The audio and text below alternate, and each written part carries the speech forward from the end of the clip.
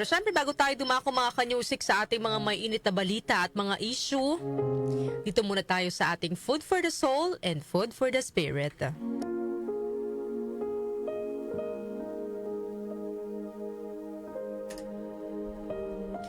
Ang ibabahagi ko po sa inyo ngayong umaga ay ang mga bagay na dapat nating i-give up o bitawan. Ayan, may mga bagay daw tayo mga kanyusik na hindi na dapat, kumbaga, pinapanatili sa ating sarili, kundi dapat gini-give up o binibitawan po natin. So ano-ano po yon? Ito po ang una mga kanyusik. Give up complaining. Focus on gratitude. Sa halip na ituon ng pansin sa mga kakulangan, pahalagahan po natin ang biyayang nasa paligid natin. Huwag po tayong puro reklamo dahil baka sa kakareklamo natin sa mga bagay na wala sa atin, nababaliwala natin yung mga biyaya na ibinibigay po sa atin ng Panginoon kahit hindi naman natin hinihingi. So yan mga kanyusik, give up complaining and focus on gratitude. Pangalawa, give up pessimism, become an optimist. Sa gitna ng mga pagsubok, huwag po tayong sumuko agad at mawala ng pag-asa. Look for the silver lining in every situation. Kahit sa gitna ng problema, may liwanag tayo na maaaring makita. So pangalawa mga kanyusik, give up pessimism, become an optimist. Pangatlo, give up harsh judgments, think kindly thoughts. Ayan. Iba-iba ang pinagdadaanan ng bawat tao. Bawat isa po sa atin may pinagdaraan ng laban na hindi natin nakikita. Kaya sa halip na manghusga, ay mas piliin po natin ang magpakita ng kabutihan at pangunawa. Number 4, mga kanyusik, give up worry. Trust divine providence.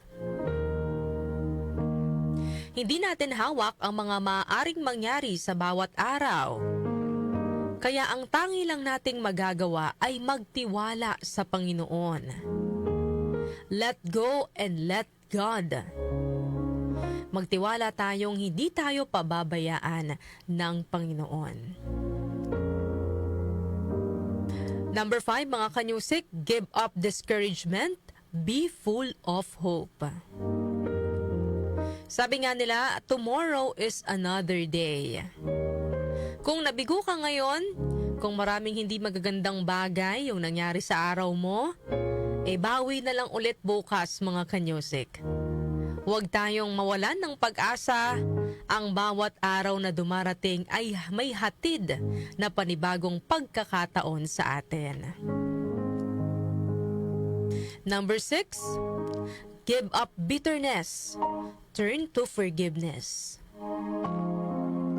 Pakawalan po natin sa ating mga puso ang galit, mga kanyusik. Mahirap man, pero maaari hanggat kaya, patawarin po natin ang mga taong nakasakit o nakagawa ng hindi maganda sa atin. Wala rin naman pong magandang maibibigay sa atin ang pagtatanim ng sama ng loob, pagtatanim ng galit. Walang iba mga kanyusik kundi stress. Yan, stress lang yung maibibigay sa atin yan. At syempre, sakit, 'di ba? May iba na talagang pati yung physical body nila na apektuhan na nung pagtatanim ng galit. Kung mayroon kagalit, no? Nagkakasakit na sila. Pero kung matututo po tayong i-let go ang galit at magpatawad, gagaan po ang ating pakiramdam at mas magiging maayos, maaliwalas ang ating pamumuhay. Sabi nga ng iba mga kanyusik, no, sila po ay nagpapatawad. Hindi dahil, kumbaga, nakalimutan na nila yung ginawa sa kanila nung taong nakagawa ng hindi maganda sa kanila. Kundi sila po ay nagpapatawad para po sila ay magkaroon ng peace of mind. Diba? Siyempre kapag kagalit ka, magulo ang isip mo. Hindi ka makatulog sa gabi. Diba? Pero kapag nilet go mo lahat ng sama ng loob mo, magkakaroon ka po ng kapayapaan sa pag-iisip. Number 7, give up gloom. Enjoy the beauty that is all around you. Bitawan po natin ang mga bagay na nagbibigay ng negatibo sa ating buhay. At sa halip, tingnan po natin ang ating paligid. Maraming magagandang bagay mga kanyusik sa ating paligid na hindi natin napapansin. At matutunan po sana natin i-appreciate yung mga bagay na nasa paligid natin. Yung mga tao na lagi pong nasa tabi natin na minsan, 'di ba, dahil sa mga bagay na nangyayari sa ating paligid, minsan mga natitake for granted natin. So paminsan-minsan, lingunin din po natin yung ating paligid dahil baka may mga bagay, may mga tao tayong hindi na-appreciate. Pangwalo mga kanyusik, give up jealousy, pray for trust. Bitawan natin ang inggit. Yan, ang inggit po ang sisira sa atin. Dahil kapag pinairal natin ang inggit, mawawalan tayo ng contentment at lagi na lang nating sisilipin ang ating kapwa.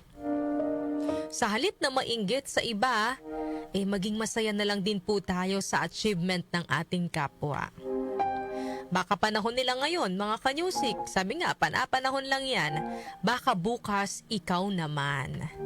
Kaya sa halip na mainggit, patuloy lang tayong magtiwala na God is in control. Na darating din po ang magandang plano ng Panginoon para sa atin. So yan po, give up jealousy, pray for trust. Yan mga kanyusik, ang mga bagay na dapat nating i-give up. Bitawan natin ang mga bagay na wala nang mga magandang maidudulot sa ating buhay. At yakapin naman natin ang mga bagay na nagbibigay ng kapayapaan at liwanag sa ating mga isipan. Sabi nga po sa Psalm chapter 118 verse 6, "The Lord is for me, I will not fear. What can man do to me?" Habang tinatanggal natin mga kanyusik ang mga bagay na nakakapagpabigat sa ating puso, ang pagrereklamo, panghihina ng loob, galit at inggit, itandaan po natin na ang Panginoon ay kasama natin sa bawat hakbang. Hindi tayo dapat matakot dahil higit sa lahat, siya ang ating gabay at lakas. Yan po ang ating food for the soul and food for the spirit ngayong araw po ng Thursday.